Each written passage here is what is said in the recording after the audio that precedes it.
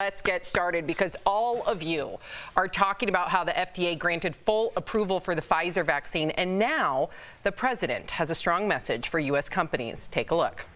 Today I'm calling on more companies, I should say, in the private sector to step up with vaccine requirements that'll reach millions more people.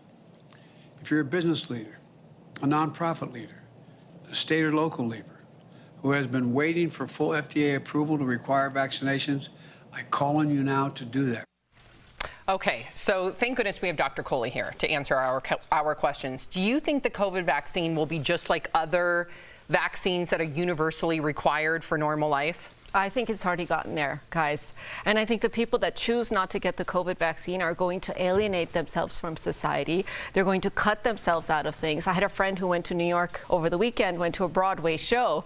To get into the show, you have to have your original vaccine card. To get into New York restaurants, you have to have your vaccine card. So if you choose not to get vaccinated, you are really alienating yourself from all the things that you love to do.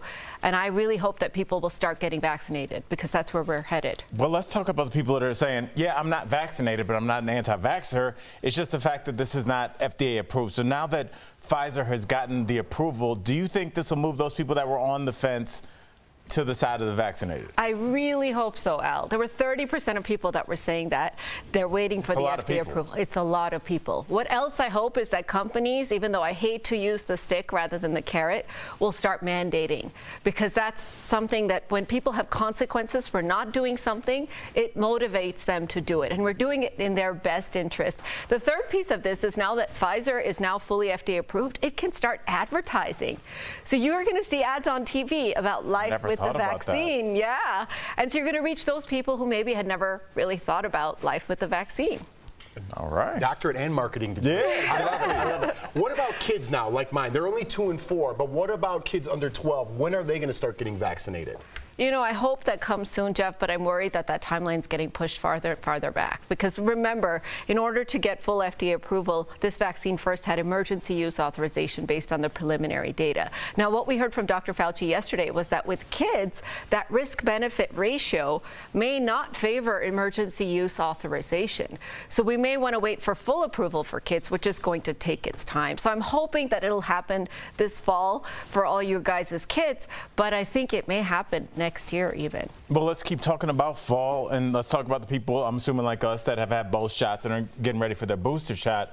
I've always wondered, maybe you guys know, I don't know, what is a booster shot? Is it just like the last shot that we got, or is it just a little bit more? Like, what is a booster shot? So a booster shot can be either, but it's really a way to flex your immune system's muscle. So it's like going back to the gym with your personal trainer, right?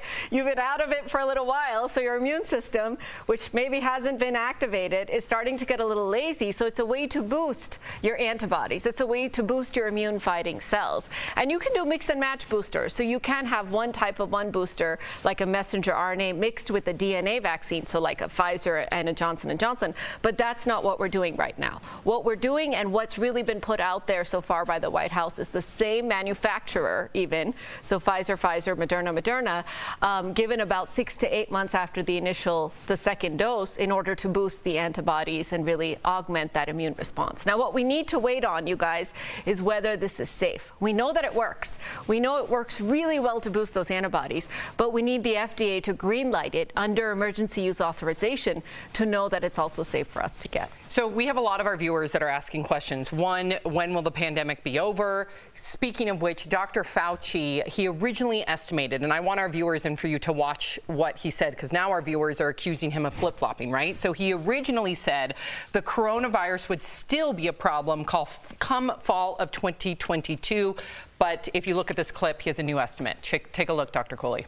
I said if we can get through this winter and get really the overwhelming majority of the 90 million people who have not been vaccinated, I hope we could start to get some good control in the spring of 2022. I didn't mean the fall. I misspoke. My bad. Okay, so Dr. Kohli, did he flip-flop? According to some of our viewers, they believe he did. A little bit, I would say, yes. He's changing his timeline. He's changing his goalposts. But at the same time, I want to remind our viewers that there are a lot of moving parts here. And it's not like we have a crystal ball that tells us exactly what's going on. So think about it like you're playing a game. You're playing a football game, and not only is the goalpost changing, but the rules of the game are changing. So that's what's happened here. If everything had stayed the same, he might have been right, but Delta got introduced. Right. Americans decided not to get vaccinated. We have other countries that have new variants popping up that are intermixing with, travel back and forth. So all of these things are changing. So I would say probably the right thing to do was for him to not make a prediction. And that's what I've learned through this entire process, is that you have to be humbled and say you're wrong when you're wrong. But at the same time, you have to know what you know and what you don't know. We don't actually know when this is going to be over because there's too many moving parts. But the one thing that's definitely going to get us closer every single time, getting vaccinated. Doc, let me ask you, a lot of people, Dr. Fauci rubs people the wrong way in some instances. I know you're a big fan, right? And, I want to listen to him as well. But from the beginning of this pandemic, I always had one question when he talked about the masks. He said, we don't need masks. And he lied on purpose because we didn't want everybody buying up those masks. I already see the face you're making, and I like it. I like it. But how are we supposed to trust him later on if he's giving these dates and he's not exactly sure? I understand that. He can't really predict a date. Why is he giving these dates? Why is he talking about himself in the third person? You could answer. So I have to say, I agree with some of what you're saying. I think in the beginning, there were a lot of mess ups. And I think we have to acknowledge that. We have to know these people are human and they made a mistake. But they did it with the right intention, which was to protect the people that were the most vulnerable, which were in the hospitals where they needed the personal protective equipment. Again, what he's doing right now is with the right intention, which is to motivate people. If I told you guys, I don't know when this thing is going to be over, which I just did, what's going to happen to your morale? Right. What's going to happen to your will to fight? So it's sort of like a general leading an army. You have to motivate your troops to do the right thing, and I think that's what he's trying to do here.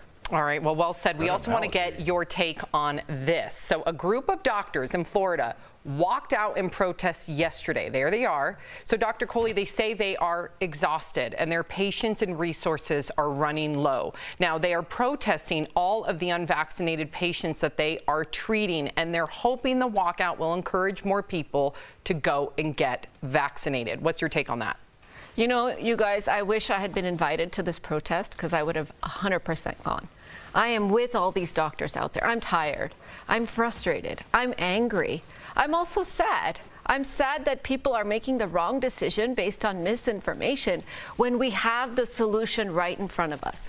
The vaccines are what we've got. We've got nothing else. So I really hope that this sends a clear message from the people who are really fighting in the trenches, literally at the front lines, that go and get vaccinated. And I think what this is suggesting also is that doctors are starting to have more sympathy for those that are vaccinated, as we've seen with other doctors that refuse to treat patients that are unvaccinated. So if you continue to remain unvaccinated, even your physician, your medical provider may start to lose that compassion and have that compassion fatigue. So keep that in mind when you make that decision. That's honest. Really great information as always, Dr. Kohli. Thank you.